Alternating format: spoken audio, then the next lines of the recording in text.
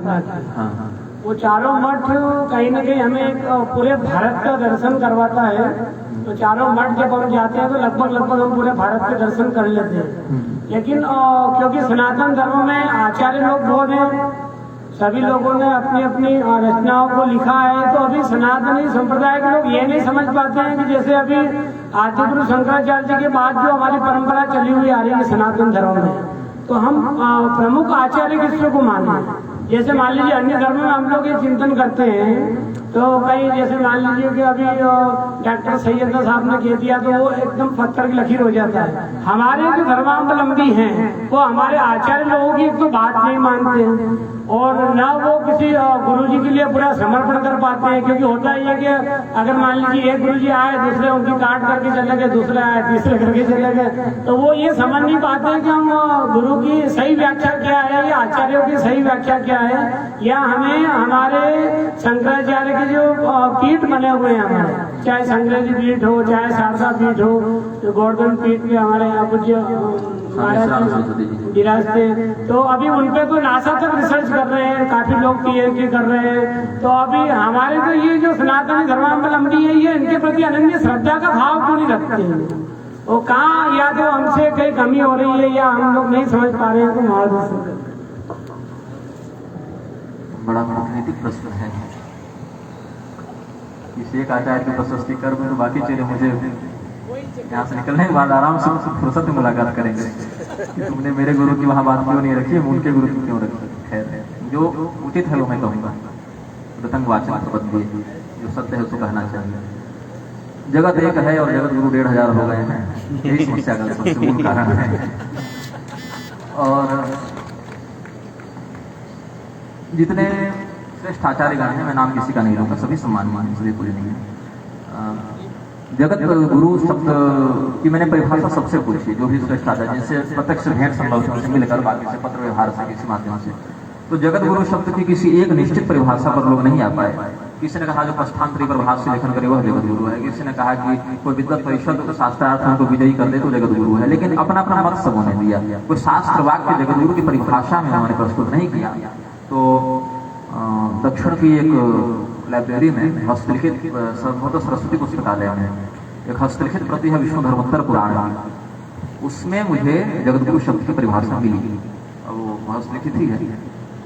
तो जो सर्वोच्च आचार्य होंगे उनके नाम जाके जगत गुरु लगेगा। उसमें यह कहता है कि शासन तंत्र को, चाहे वो ज्ञान से हो, चाहे वो बल से हो, चाहे वो कूटनीति से हो, किसी भी माध्यम से, चाहे मंत्र शक्ति से सम्मोहित करके हो, जो शासन तंत्र को धर्म की ओर जोड़कर उसके माध्यम से पूरी प्रजा का कल्याण कराने में समर्थ हो, वही जगत गुरु है। वो क्या लिख दे क्या कर दे उससे मतलब। ये भगवान शिव ने उपदिष्ट किया है, शिव धर्मोत्तर पुराण, जगत गुरु सब ऐसे करते हैं। अब इसमें क्या कहा, केवल शासन तंत्र को, क्योंकि राजा कालस्य कारण कृतस्य कारण राजा त्रेताया द्वापरस्य च युगस्य च चतुर्थस्य राजा भवति कारणम। राजा यदि चाह ले, जैसे शिवाजी हुए, विक्रमादित्य हुए, महाराणा प्रताप हुए, चाहे जितने भूमंडल पर उनका शासन रहा हो, किंतु जब तक वो अपने गद्दी पर रहे, अपने क्षमता पर रहे, तब तक बल से हो या समझाकर हो प्रजा से धर्म का पालन करवाया। और किसी ने धर्म की हानि की तो उसको उचित दंड भी दिया। और कलयुग में भी किया। कलयुग में भी उन्होंने अपने शासन काल में धर्म का, अहिल्याबाई होकर इत्यादि धर्म का उन्होंने आदर्श प्रस्तुत किया। और सतयुग में भी हिरण्यकशिपु इत्यादि, त्रेता में रावण इत्यादि ने भी अपनी क्षमता का प्रयोग करके धर्म की हानि की। तो समय तो अपने हिसाब से चलता है, किंतु यदि राजा चाह ले तो धर्म के युग में अधर्म का और अधर्म के युग में धर्म का संक्रमण भी कर सकता है। इसीलिए जगत गुरु वह है जो सीधे शासन तंत्र पर नियंत्रण करें और उसके माध्यम से पूरी प्रजा नियंत्रित करें। क्योंकि एक एक व्यक्ति को तो समझाएंगे नहीं, सीधे जो गद्दी पर बैठा है उसको समझा दो, बाकी काम वो देख लेगा। इसलिए राज्यपीठ और व्यासपीठ दोनों की बात थी। व्यासपीठ के माध्यम से राज्यपीठ का मार्गदर्शन हो और राज्यपीठ की शक्ति से प्रजा का संयमन हो। तो कोई एक आचार्य को यदि हम ये कह दें कि सबसे बड़े आचार्य हैं, जब भगवान शंकराचार्य जी आए तो उस काल में उन्होंने अपने मत को लेकर संपूर्ण भारत में दिग्विजय की और सर्वोच्च आसन पर बैठे। उस स्थिति में वो प्राधान्य हो गए। लेकिन जब शेषावतार भगवान रामानुजाचार्य जी आए तो उन्होंने बाकी मतों को शास्त्रार्थ पराजित करके अपनी प्रशस्ति की। फिर जब भगवान रामानंदाचार्य जी आए या मध्वाचार्य जी आए, जो भी आचार्यगण आए, सभी किसी न किसी का अवतार थे।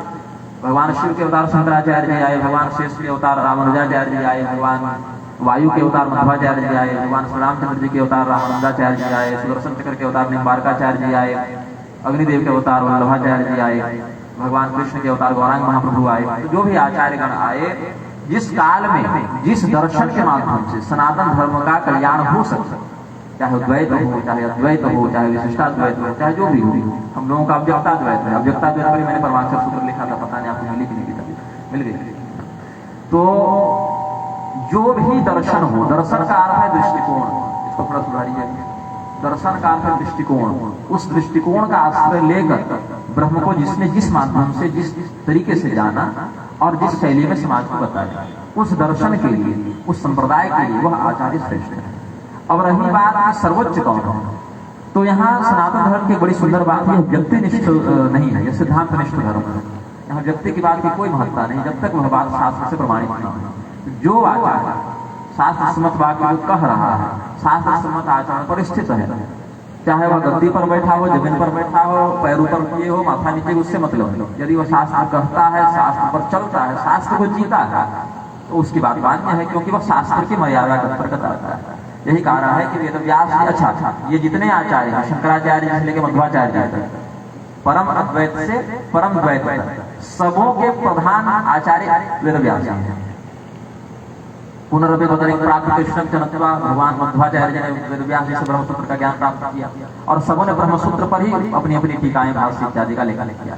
तो जब गुरु वही हैं, तो वहां से जैसे एक ही नदी अपने उद्गम से निकलने के बाद पर्वत शिलाओं से टकराकर अलग अलग मार्ग में बहती हुई पुनः जाकर किसी काल में समुद्र में मिल जाती है, वैसे उसी ब्रह्म का ज्ञान अलग अलग आचार्यों ने अलग अलग माध्यम से बताया और सब जाकर मिल जाता है। तो जिस दर्शन में आपकी निष्ठा बने, जिस मार्ग में आपकी निष्ठा बने, उसी संप्रदाय के आचार्य आपके सर्वोच्च आचार्य हैं, जब तक वो धर्म की बात शास्त्रोक्त मर्यादा पर कहते हैं और शास्त्र को जीतते हैं।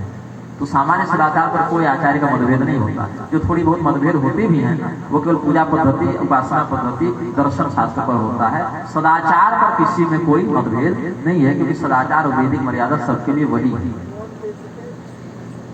अभी बीच में एक प्रसंग सामने आया था सोशल मीडिया पे कि सुमन भाई जो हैं उज्जैन से कथा प्रवक्ता हैं, और वो ये कह रहे हैं कि व्यासपीठ को परिवर्तन